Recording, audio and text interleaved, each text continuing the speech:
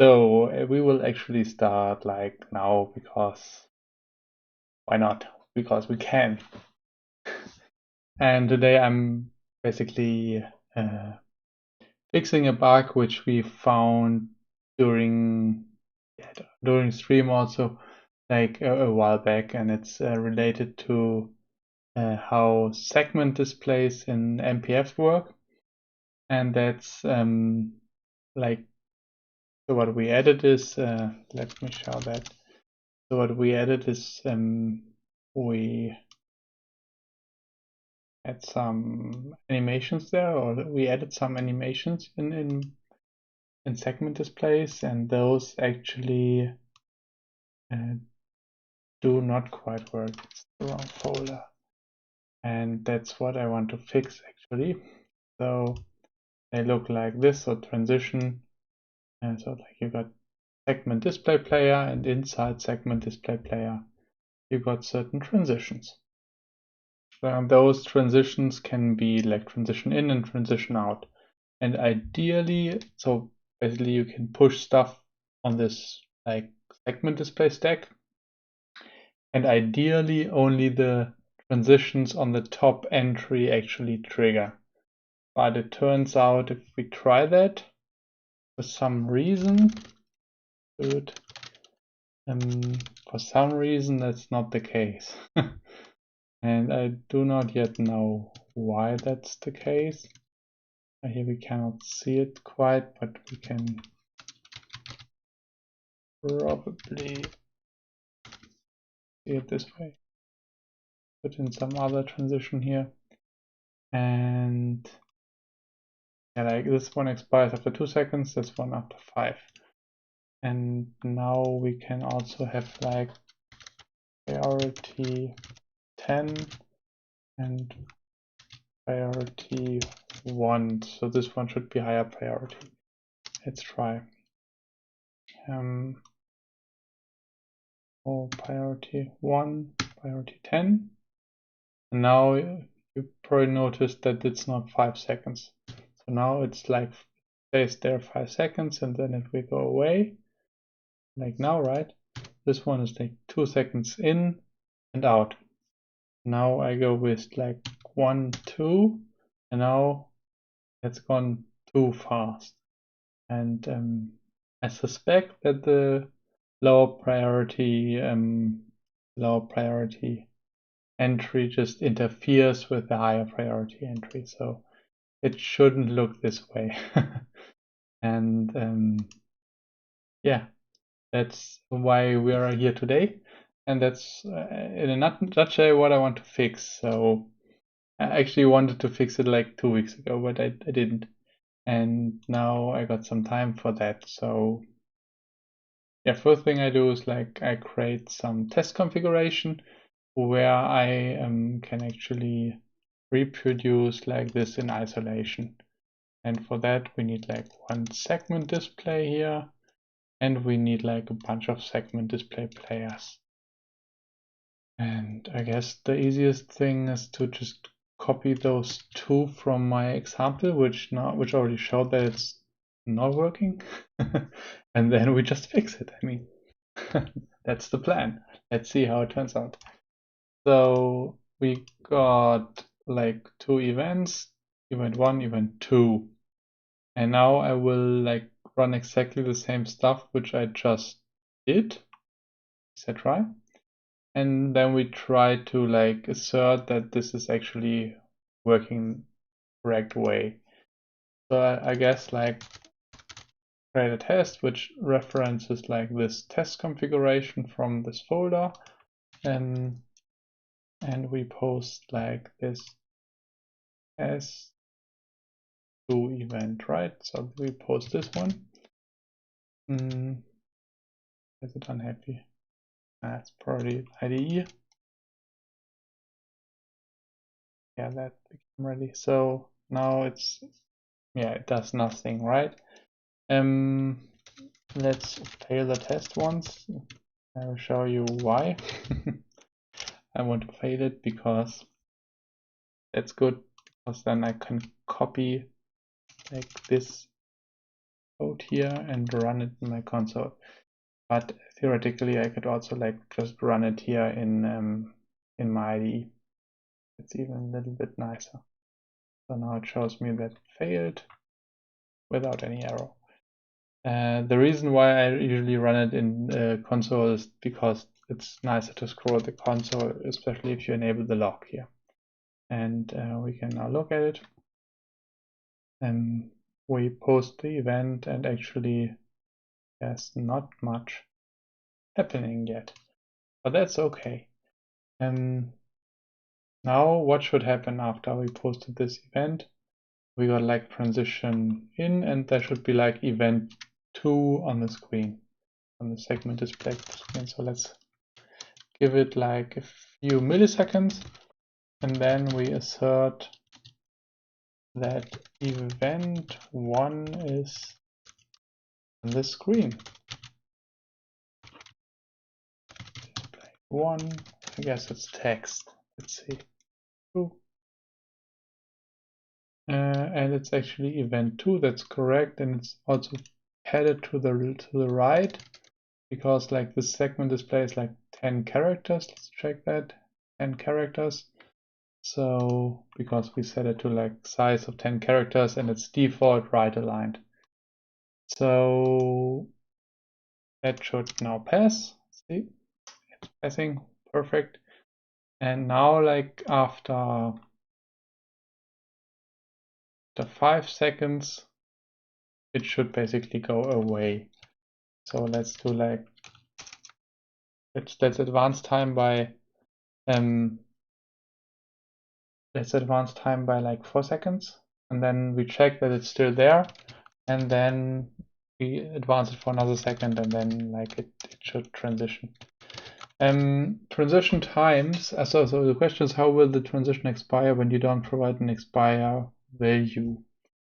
It basically never. So you could just remove this line, and then it would never expire unless you just remove it. So for example, you could have an segment display player with action remove, or you could also unload the mode. If you unload the mode, it will also remove the value. So that's what you often do with for example, like slides or so. So it's the same logic as slides.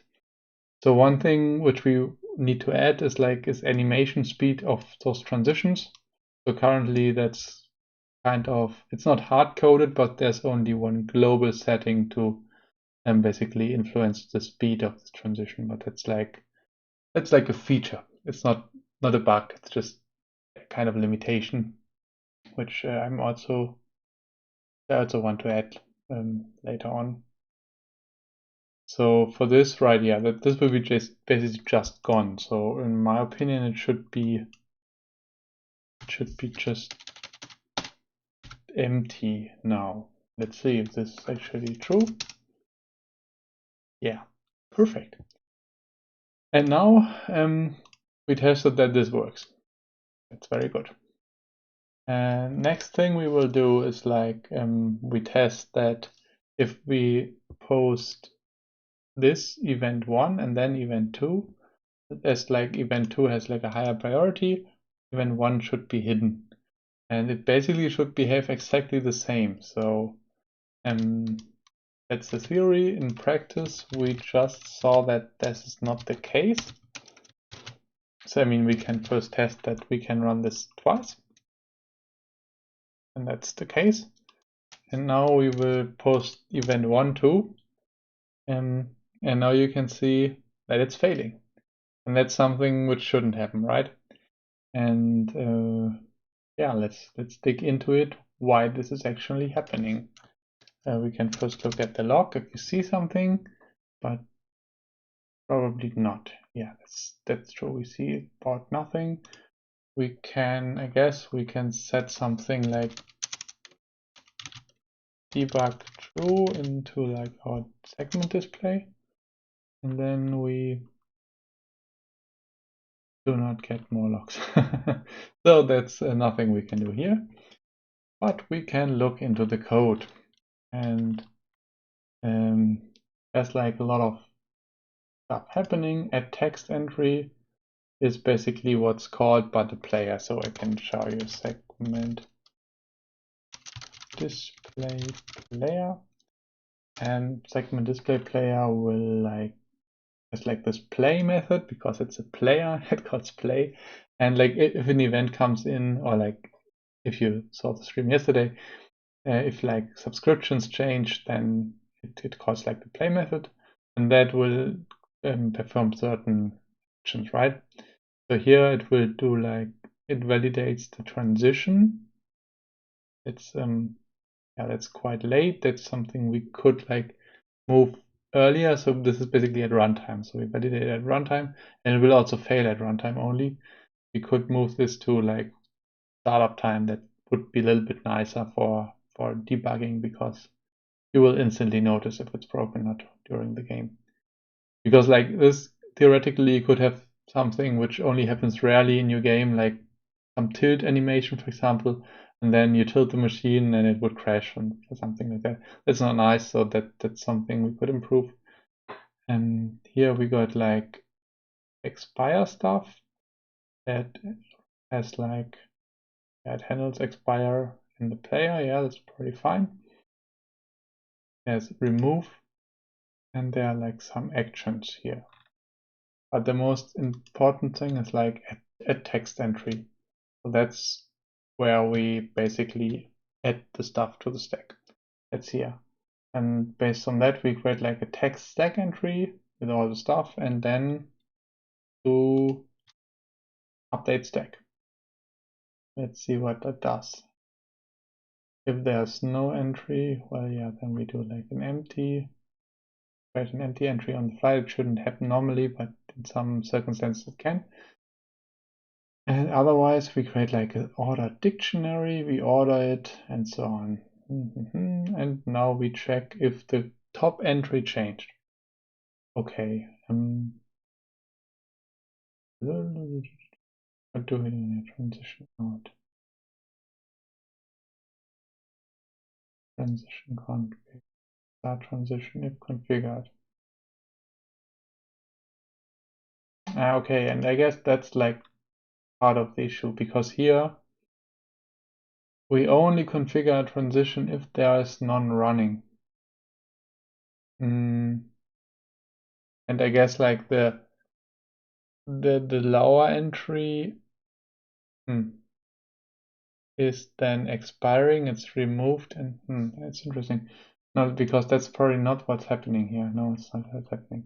Because, right, this happens when the lower entry is removed. So this should be like this remove call here. Let's see what it does. And it's something internal to the player. It removes some tracking, and then we remove text by key. And we also remove the delay. That's perfect. Yeah, that's perfect. That's well done. And here we remove the element from the stack and call update stack. Okay, it's interesting. So now we have to find out why this animation actually triggers, because I mean,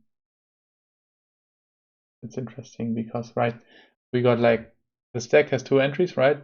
Priority 1 and priority 10. Priority 10 is shown, so that's the active entry, but the animation from priority 1 probably triggers, and that's kind of interesting. And like, so what do we have? We got like text stack, we got one text stack. Yeah, we got an ordered dictionary, ordered by priority reversed, so the higher one is top. Okay, we got the top entry, and we got the previous text stack entry that's what's on top before. So this shouldn't change here, right?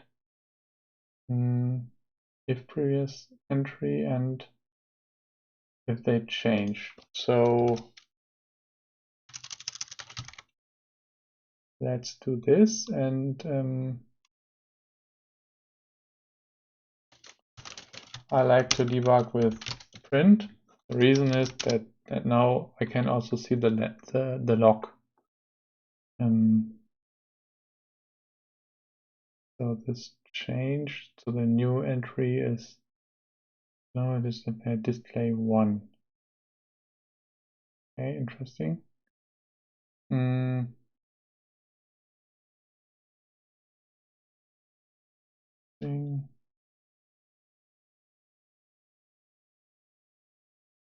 Let's just print the stack.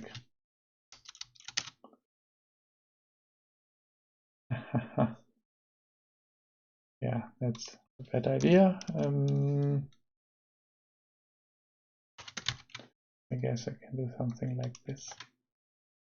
Get this printed. So this stack is empty. So that's basically the beginning. Then there's basically event 1 on the end of the stack.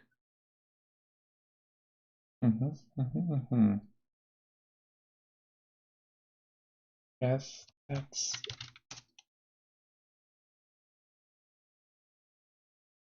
let's just look at it a little bit. We will figure it out.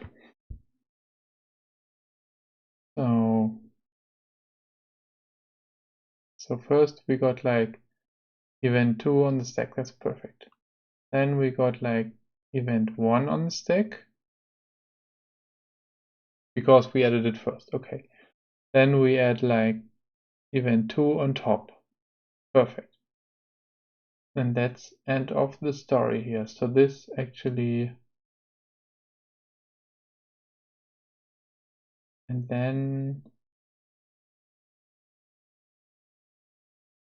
oh, I see the issue. I actually see the issue. So it's something different happening here. It's not even animations. So it's something similar what happened yesterday when we had this subscription stuff. So doing the subscriptions, I tried like 2 subscriptions in the same place just to see that they do not interfere with each other, and they actually did. And in here we basically got the same thing. So internally, those entries in the stack in the display, the segment display, they got a key. So we referenced them by key so that we can remove them again. And that's actually what's happening here in segment display player by key. But for some reason, this key is actually the same for both texts. And I guess is right or is it not right? So we can probably set the key here, but we definitely, we set text to the same display, right? But still, like, it's an interesting question. I mean, theoretically, this should override the other key. If they got the same key, it should override the second one when we add it, basically. But it doesn't do that. So we can just verify this with key test 1. So we can basically provide keys so that they do not interfere. And now it works. That's actually good. That's actually really good. So now the second one overrides the first one and it's just working. Nice. So at least key handling works. That's great. But let's pretend we didn't put those. Then they got the same key because that basically depends on the display. I mean, it makes sense. They want to change the text, then it should change. But we can also try something like, so this should work. Also like this should work, and then it should be like event 1 because we added that last. Let's try with that with keys. But like the timing is different, so I guess that would be only 1 second. See. 2, 2, 4. Ah, right. So it shouldn't work because we got priorities, right? But with keys it should work. So keys are typically based on like the location where you're calling. So the idea is that if you add something from a mode, that's basically that only like interferes with stuff from the same mode. So like if I set event 1 here and then I set event 2, then this should basically remove this event 1 stuff before. And they basically shouldn't like interfere. So the keys are calculated based on the location in code. So here it's global because it's in my global configuration here. So it's like inside the config folder, so it's global. And then it's display 1. So because I do not want display 1 to interfere with display 2. And otherwise it would be mode something instead of like global. The same applies for shows. Inside shows, it's basically the show instance when it's running has a certain ID. And later, if you set a different text inside the same show, it will remove texts which were added like in the same show. That way, that's the same logic which applies to any lights. If you add lights, for example, then you set it to green, then you set it to red, to green, then to red, then you expect it to basically remove the green entry, right? And that's basically the same here, and that's like how this works internally.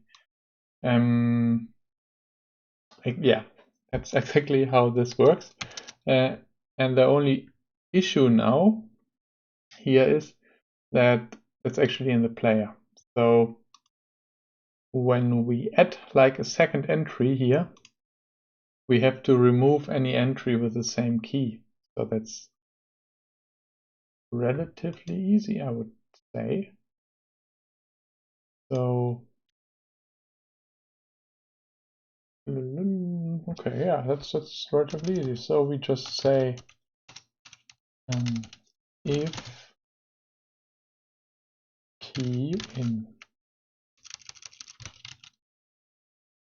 this instance dictionary, we just remove this key. So at least in theory, it should be that simple. Let's see if it's actually the case. But I guess actually that it could be that easy. Voila, fixed it. So that's actually great. So that's didn't expect it this way. I expected to be a bug with like the transitions, but transitions are totally fine. So the issue is actually really in the player. So nice. I'm happy about that. So we got this. We got like that's all working. Now we can like have 2 more events here where we do like the same thing but with keys. So we do it like we put different keys in here so we can manually provide keys and then they won't interfere basically. So that's the idea. So if you want to have this behavior different, then you can explicitly set keys. And now we can have like 3 and 4. And we will just run exactly the same tests, which should now be only, so they should behave different. So now it should be only event 3 because now they basically are on the stack at the same time. And they only, basically at the same time. And the stack is ordered by priority. And the priority of event 3 is just larger than priority of event 4. No, it's exactly the other way around. So the priority of event 4 is higher than the priority of event 3. And let's see, this also works. No. Yeah, the timing is now a little bit different. I mean, now it's the same in both cases. And that should be it. Voila. Let's just run the tests, segment display tests. Interesting. So test transition with player now breaks in one case, and that's in line 1176.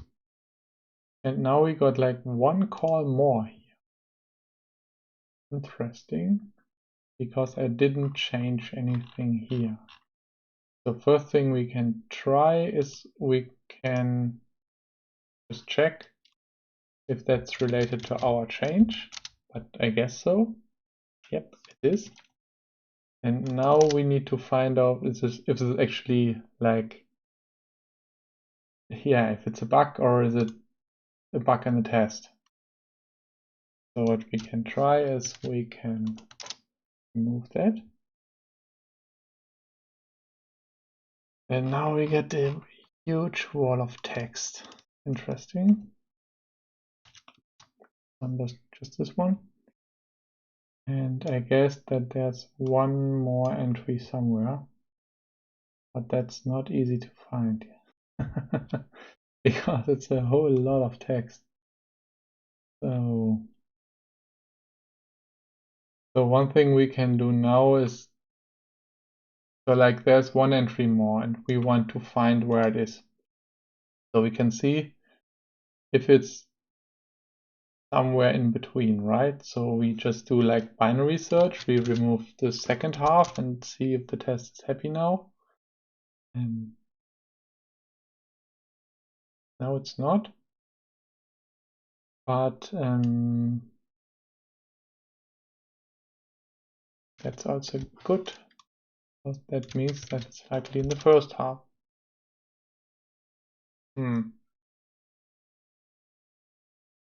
How can that be?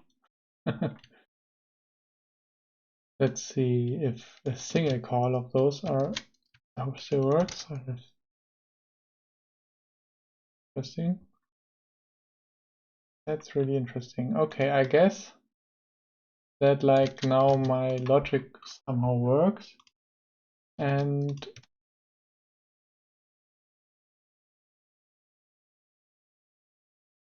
so what does this do? Oh, yeah, okay. I see. Like this test actually, it relied on the previous way it worked, and that's actually not that great, because guess what it does is like there's this text on the display, and now it checks that like this transitions in on this one. And yeah, I guess that's also what should happen, right? So because like this removes the old text and the new one transitions in. It shouldn't just, yeah. And what we actually do is like we remove the old one, then it fades into empty text, and then the new text fades in. So it's kind of interesting, to be honest, because now we got like, yeah, this logic doesn't work this way. So ideally it would like get the current text, what's on the display, but that's already gone probably. Let's see.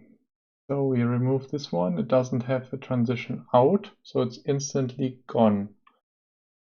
And yeah, so what we probably need here is like we need some way to like replace an entry instead of just removing and adding it. And that's something we had with lights as well, because there we fade between colors and we cannot just drop the current color and fade somewhere, because then we would jump between like, basically not jump, we would flash, and that looks bad. And that's exactly the same issue we got here now.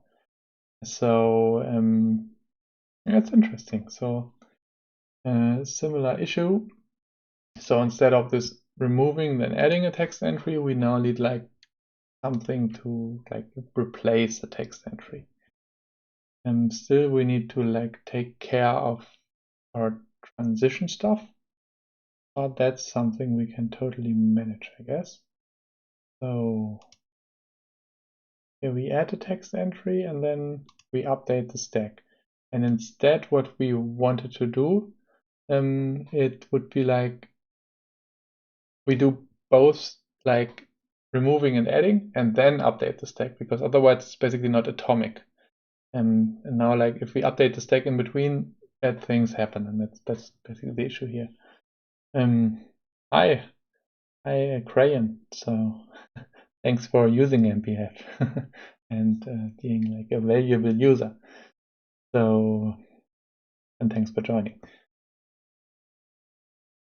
So yeah, see, I mean, in theory that's simple, right? It's like it's replace text entry by key, but I mean in general,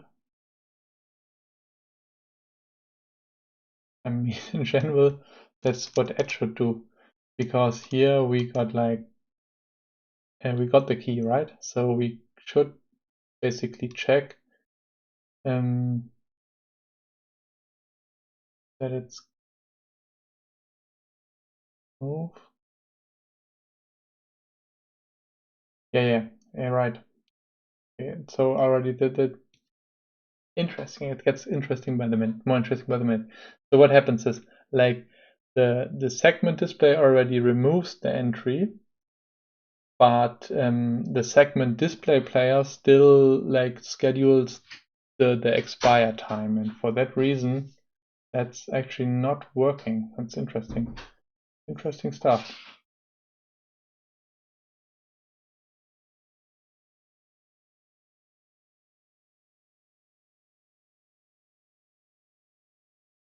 Yeah, so let's fix it, I guess. That shouldn't be too hard. So the only thing we need to do is, instead of like removing it here, we just need to remove like the delay for this expire handler, and that shouldn't be hard. So remove the text by key, and if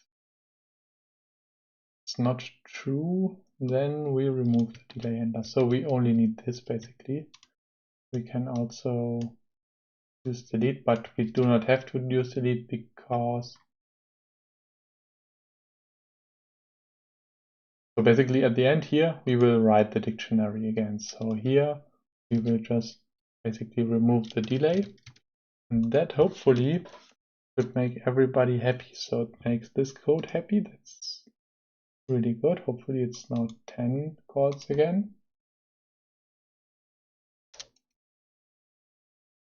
That's the case. And now we check that actually the other test also passes. That's also the case.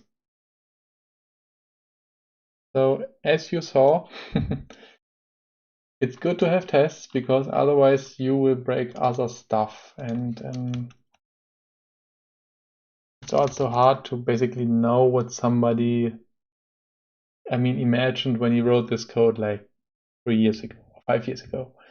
And for that reason, we try really hard to test everything in MPF, and especially all the hardware stuff, because we got a lot of hardware laying around here, but just connecting all the hardware and then testing it with all the hardware, it's a lot of time, and I cannot do that every day basically when I change stuff. And with tests, that's like automated for me. It will tell me if I broke it, and if it won't tell me, then I just believe, or I pretend it's healthy then.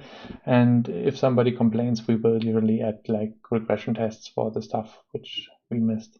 Now you can see like it took 40 seconds to find out that actually everything is happy, and that makes me happy. And now we can check coding style as well, but that's the wrong class. That's the run from yesterday. So what do we want to check? We want to check segment display player. No warnings. We will create because we're professional programmers, I will create a branch. Fix expire in segment display player.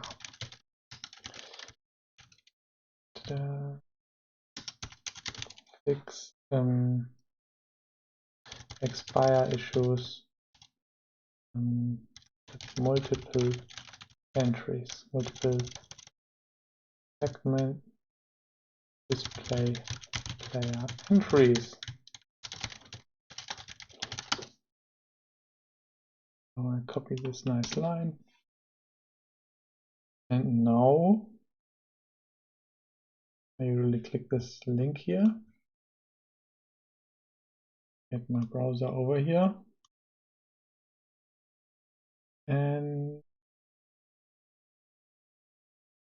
we will see multiple segment and display players in the same context, mode, with the same default key would not properly move each other. Expire would expire from the previous player would remove the latest one. And it's a test as well. So now we request a review from Quinn because he wrote the code, but I guess that he will be fine that we improved it, and as all the other tests still pass, it shouldn't be shouldn't be an issue. But that's basically how things are. So this is relatively new feature. So this regressed inside the dev branch in 0.55, and we fix it before we basically release 0.55. So that's how it's supposed to be, in my opinion. I guess that's also already what I got today. So this will now run the integration test, and then I will merge it later until Quinn has objections or wishes. I don't know, maybe he has. But that's the way it works. Yeah, it's true. So I could theoretically push stuff to my own, so my personal GitHub repository, and then merge it into the MPF repository. That would also work, yeah.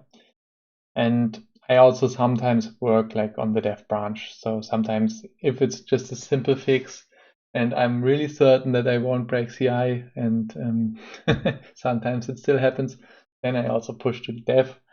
And that's something, yeah.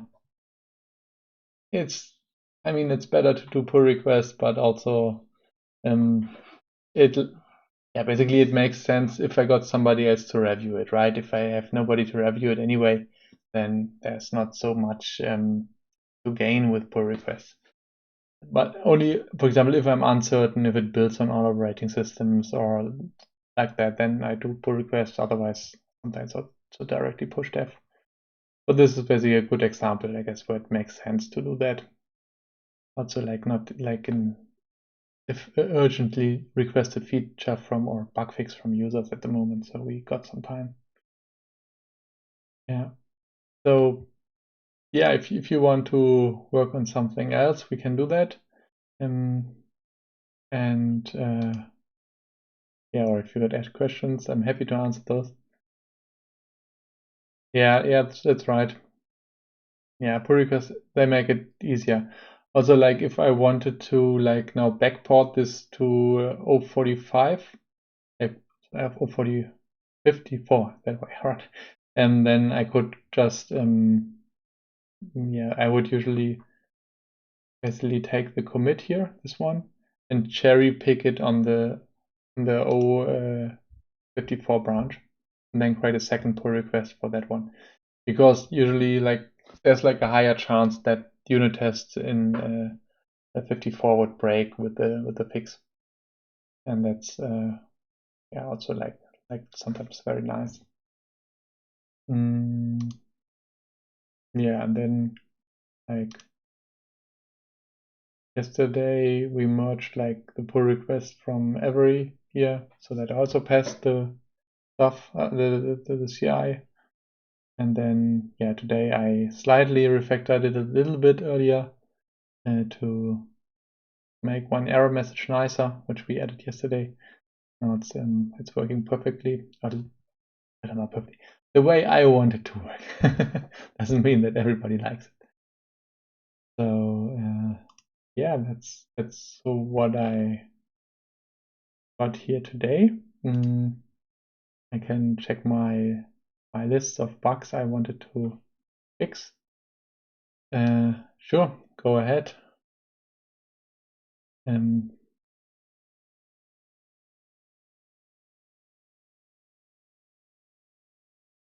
Does flashing work for you when used with transitions? I don't think so. I don't think that flashing works with transitions. Let me think. Let's just try. That's the easiest way to find out. We can how's that flash true flash all. So how this property works. To be honest, we can check how this works.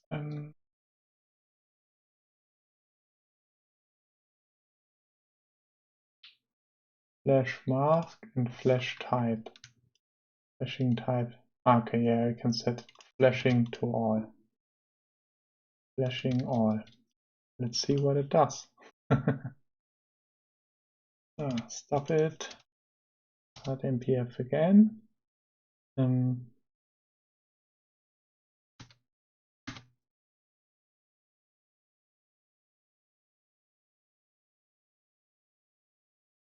mean, it should be flashing, right? But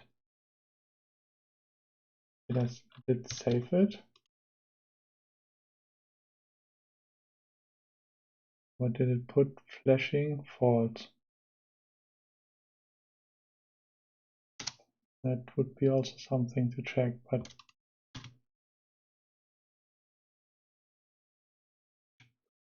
maybe if I remove the transitions, maybe it will work then.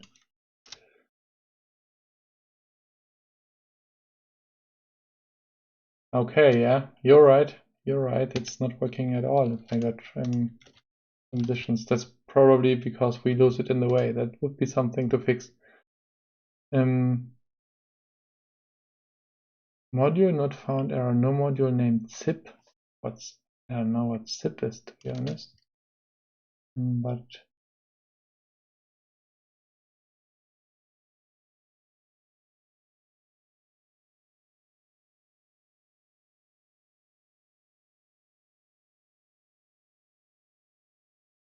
yeah, they say you should install this.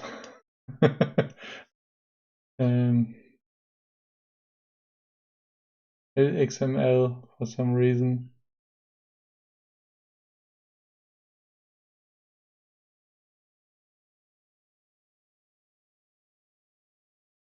Okay, so maybe some broken requirements in one of our dependencies. That's what it sounds like. Yeah, that definitely sounds like this. So maybe that pip reinstall LXML will help you, because it sounds fishy.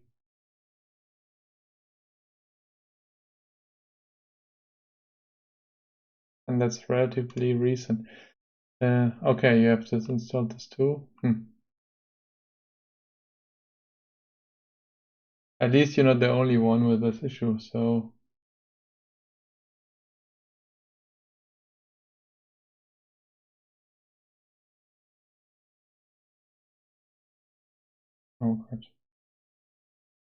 Python. The reason is a backward incompatible change in PyQt5-11.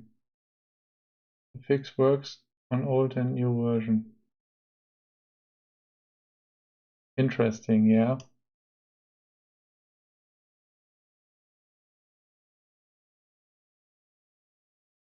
So maybe this will help.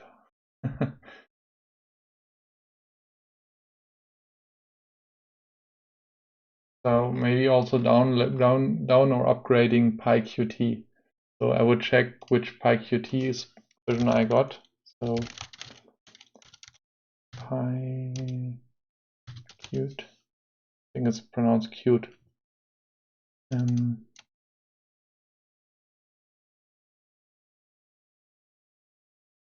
Yeah, the problem is, so I got 5.14.1, but I'm on Linux. I'm not sure on which operating system you are.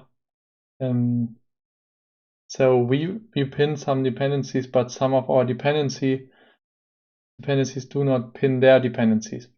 Also, something which you should take care of is like if you're, I guess that's Debian based, right? You should check that, like, you can say dpkg -l grep python, that those packages, it's small l, yeah, that you didn't install like the package that via package manager, because like pip and apt, they don't like each other, so they will fight and bad things will happen. So it's usually a good idea to uninstall the package here if possible, or use like a virtual env. And so like, yeah, like running a virtual env also sometimes helps. So if you got like on Linux, sometimes they collide and then you get those kinds of issues. So you use a virtual env, okay, so then it should work. So for example, I got Python3-sip installed, so I don't know, so maybe I'm using that one. So you could also try to install like zip via pip3. I don't know, give it a try. Install issues are never fun. That's unfortunately often annoying and not very much fun. But we got, so recently it has been relatively quiet about those because we pinned all the dependencies and we did what we can, but still sometimes it happens. And that's also one of the reasons why we install MPF on so many different Linux distributions in CI. Sure, pip3 list. So that's my pip3 list, but I got like a lot more stuff installed here.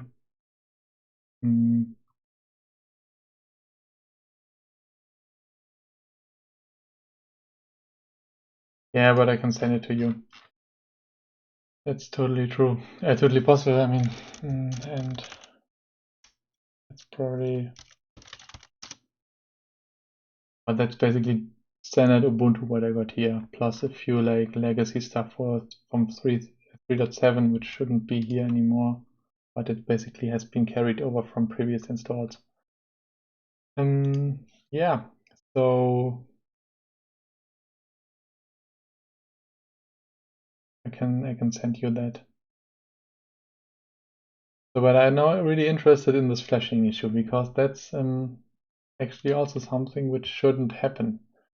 And I guess that's also like simple to test. And yeah, thanks for actually bringing it up. How you call it, Bayesian. So that's basically config flashing.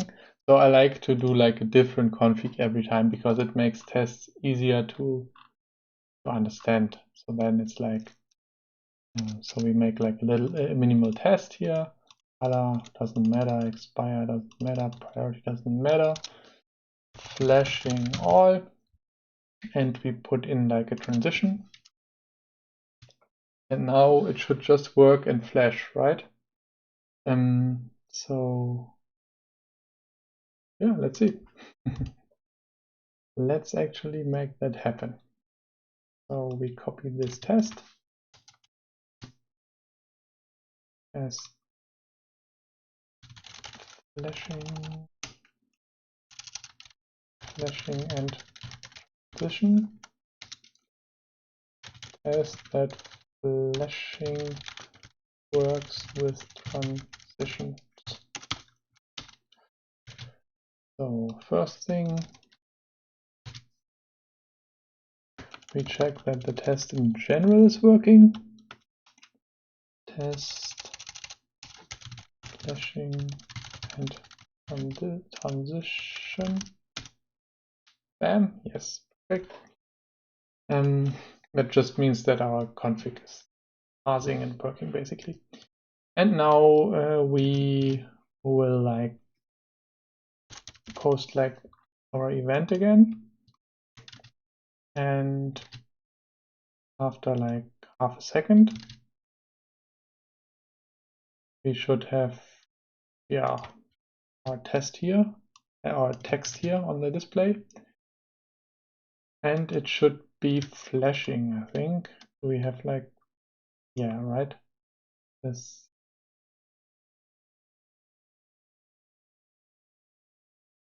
Yeah, so it has like has like a property text and it has a property flashing. So we should basically get we should get the flashing state of this display, and we should have like flashing state, I guess, true. So it should be flashing. Let's see. Yeah, and okay, so we got like an enum for that. It's flashing type, flashing all.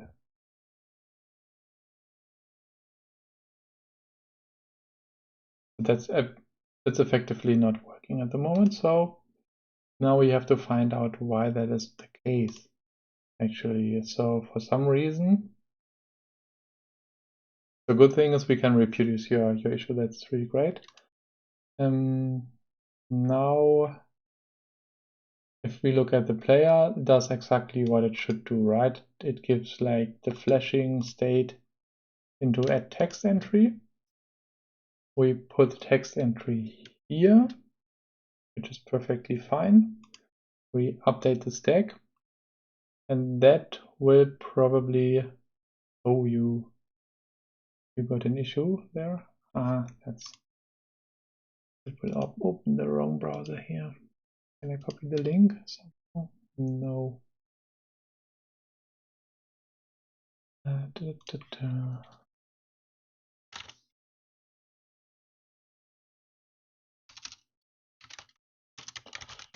I must have missed your issue actually.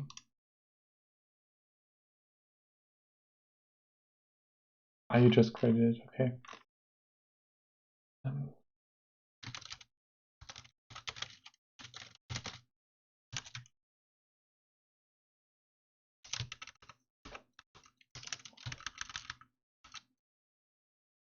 Let's do this quickly.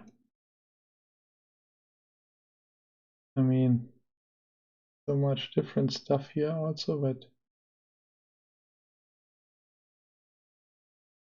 that still might help. Let me remove this one.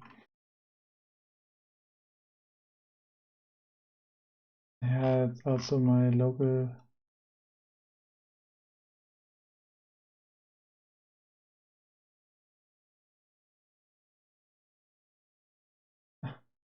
All the interesting stuff. And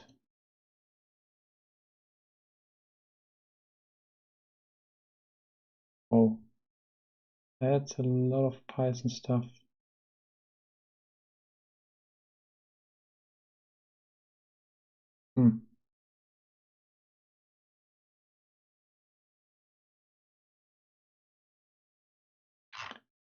And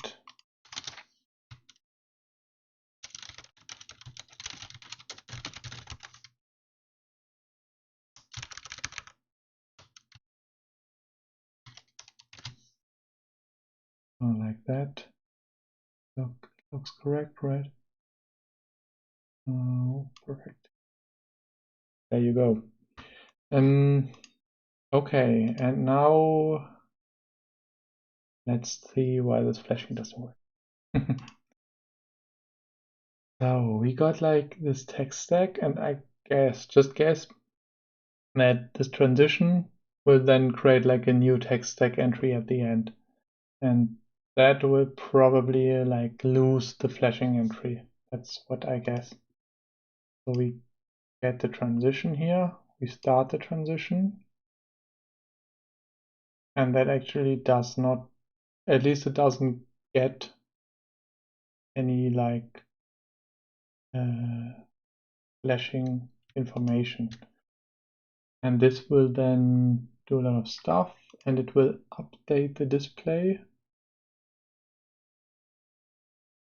I guess that's fine.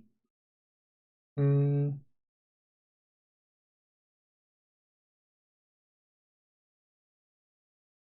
does it get the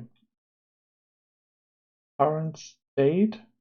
We use like the current state flashing and the current state flash mask. Okay, and so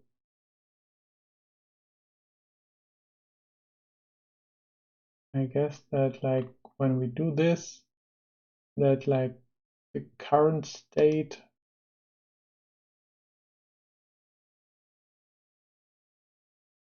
flash mask is not correct. So actually what we need to do is like, that's interesting. So, so we add an entry, it runs like this transition, and we need to set this flashing state somehow. And that's probably not currently done. So yeah, so we restore that. Let me see where we actually set the current state. Okay, only in update display. And update display sets new state. Ah, okay, that's awesome. Now update display text and the flashing state. Okay, that's great. That's also what we're doing here in start transition. But this might actually be like not the best solution here. So because we want to change the current flashing state. So what we would have to do is, before we start this transition, we would have to update the flashing state. And that's actually something we do here.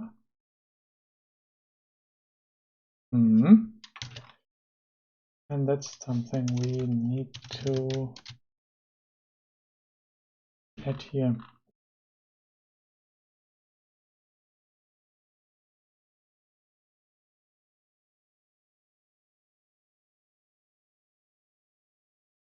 Yep. Do something like this. And now we could either update it or we could just pass it already.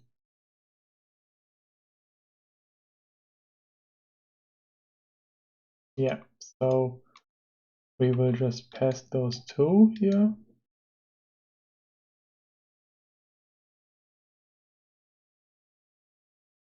A lot of parameters, to be honest. Not liking that too much, but would basically fix the issue here. See if this is called from other locations. Doesn't look like. Now it's working, or at least the test is working. Let's test if it's really working. Because the test could also be tricking us, so that looks good.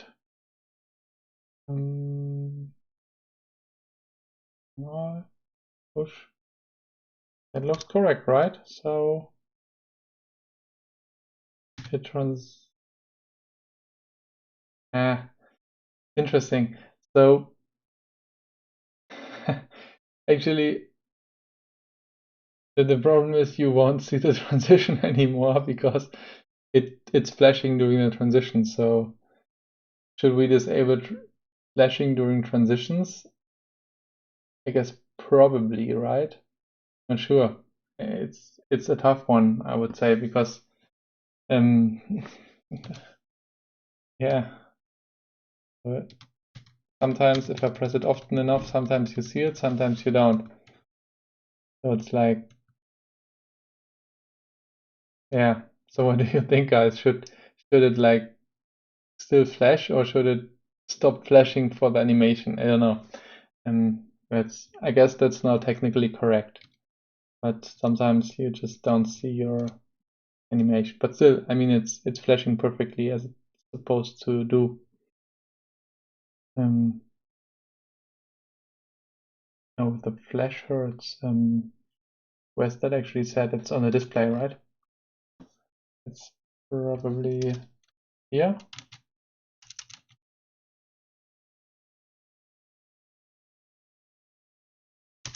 Was that a global setting? Let's check where this is coming from.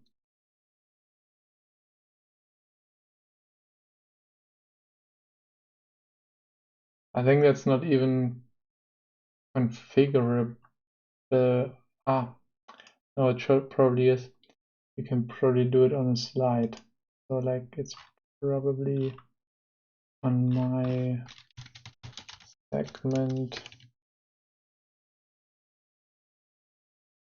virtual segment display connector. And I somewhere got like my virtual segment display slide. Yes.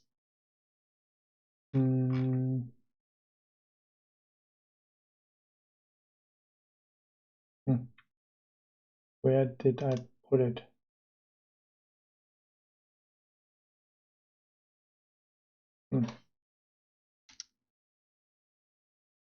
Here. Probably can set it here, right? Is it flash hertz?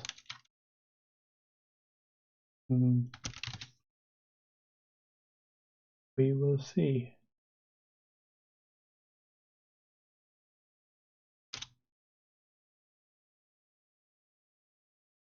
No.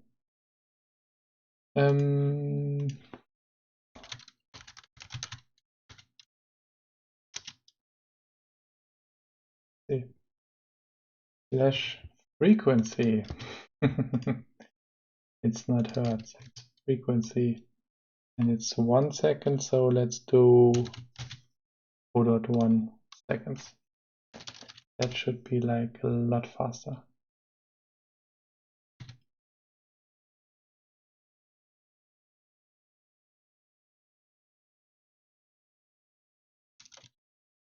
Okay, frequency is hertz, okay. Makes sense, yeah.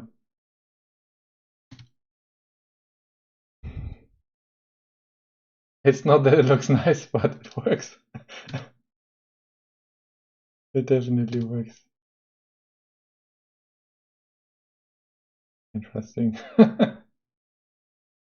maybe let's go with like 5, not like 20. 20 is too much.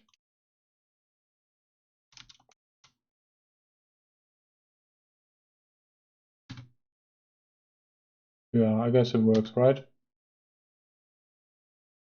It's a little bit stressful, but yes, that's okay. I'm happy with that. Okay, yeah, cool. We will call it a day. And yeah, run the unit tests. In the next step, we just check coding style again. And then I guess call it a day. It's nice. How it should be.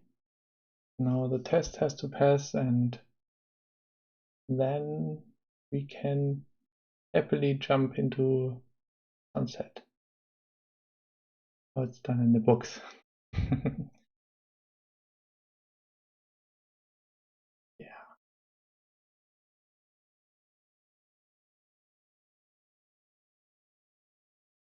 So we got some deprecations here, but those are from one of our dependencies. So yeah, probably have to do a pull request against the dependency to fix those. So I guess I will just add them to the same pull request, because I mean, it doesn't make sense to have now two pull requests for the same stuff. So we will add this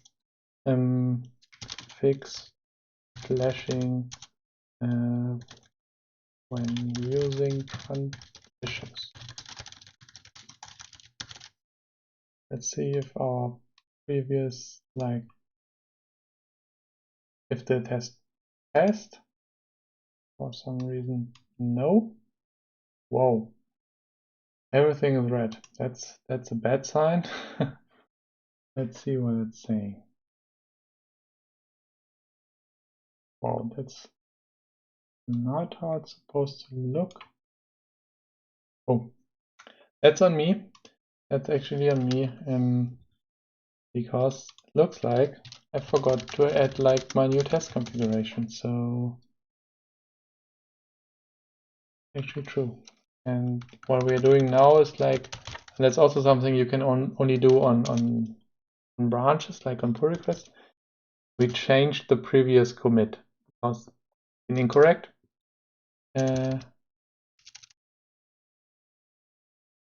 yeah, we have to first add file, and then we use commit minus command, and that modifies the previous commit. And that's also not what we want, because now I already added an additional command. So so what I did is git reset head, that removes the last commit I did. So now if you look in git log, you will see that my last commit is basically the one I pushed, and that's the fix expire issue. And in this expire issue, I forgot to add the config transition. And I will now add this to the old commit. Now, if you look, it looks like I'm on a different commit than head. The reason is that I now modify the commit and it's not on top of the other commit. So we will have to use force push in a minute. And that's something where you have to be a little bit careful. But at least the commit history will be correct in this case. And now we won't do the same mistake again for my second change. We will also add like test file, commit this, and we call it fix flashing when used together with transitions. That's right. And now we can push it, will complain. Because now I would rewrite history. Language C. And will complain in English. And we will use force. That's only something I can do when I push to normal branches. For example, develop, that's a protected branch where I cannot rewrite history. And that would also be really bad if I did. And now I can force it. And this pull request will now be, yeah, it will say that I force push, and now it should be fine. And yeah, that's also something which sometimes happens, right? So you forget to push your test files, and then the CI will complain. And if I did that to develop, I would have broken develop. So that's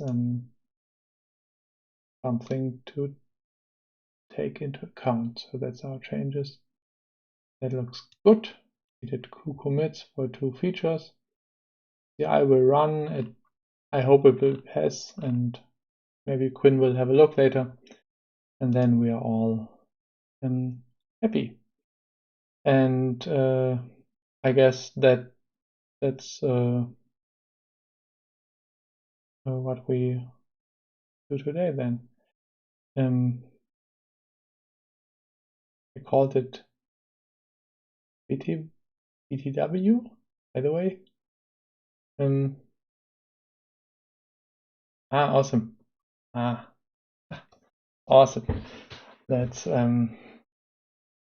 That's great. That's great to hear. So we solved like 3 problems. Yeah, by the way, yeah, we're just going to be confused. Because I was in the wrong context. So yeah, like I mean, if you got more bugs in segment display or segment display player, let me know. That's very helpful. Before we like basically roll it out or like release next MPF version, it's good to fix our bugs so that there are not too many unhappy people. And yeah, we can get stuff basically tested, and then if there are bugs, we just fix it. I mean, basically just what we did. If you can test it and if you can reproduce in a test, then it's usually really easy to actually fix issues. And I hope if you take one thing out of today, that should be it, right? You get to test it, and then yeah, just wander around the code, add some prints, and find where it's actually caused. And that's how I often do it. So you could also use like debugger. You could, for example, set like breakpoints here and so on. And that's useful if you want to know how what's in a certain variable and so on. But often where it's also like helpful to get the context of the MPF log so that you know what's happening in MPF. And that's not always that obvious if you're on the debugger. And you can also do that if it's very complex stuff and you got to browse like object trees and so that's also like something you could do. But for those, I guess, like simple bugs, it's sometimes simpler just to print stuff, as you've seen, especially if you can easily just reproduce it in a test. So that's often very nice to work on. So I like those small like challenges, and then you got like yeah, some satisfaction by finding the root cause, fixing it, and that's what I like personally. So that's super cool. Yeah, that's awesome that you document the issue though. Maybe we can quickly look into like MPF Monitor and see how we. So basically, that's really our install requires, and then we probably also got those requirements. Yeah. So that's interesting one because it's dev version, but those are actually pinned to a specific version. So do I have those? Yeah, we even installed PyQt5-sip. Okay, and you removed the system version of it. Yeah, and then yeah, basically that took preference probably. So yeah, I guess I understand it now. Yeah, interesting. That's the nasty stuff. Yeah, and you can see here that there are even more hacks for like Python 3.5 only. And otherwise we use other stuff. Yeah, that's the fun of packaging and shipping software into a lot of different operating systems. That often goes wrong.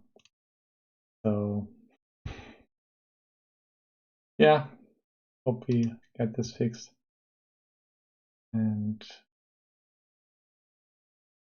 yeah, so just looking into my list of issues if I got something for segmented by players, but I think that's about it. Yeah, maybe. It's generally like it will cause issues earlier or later. At some point it will. So just remove it. And it will be best. Okay, cool. So thanks guys for joining in today so spontaneously. I just I was hacking around anyway, so and I thought like the segment display stuff is something which is like something where somebody else can learn something about. Hope you had some fun. I certainly did. Thanks for your question. thanks for your questions. Thanks for your input. And Base Huron, it's very helpful that you noticed more bugs in segment display player. I should probably also play with it some more, and then maybe we'll find some more like issues or corner cases where it doesn't behave the way it should do. So that's really great. And yeah, I wish you guys like a nice remaining Sunday. Have a great day and build some pinball. And yeah, see you next week, or like maybe even today later in some of the chat rooms. And until then, yeah, have a great day. See you soon.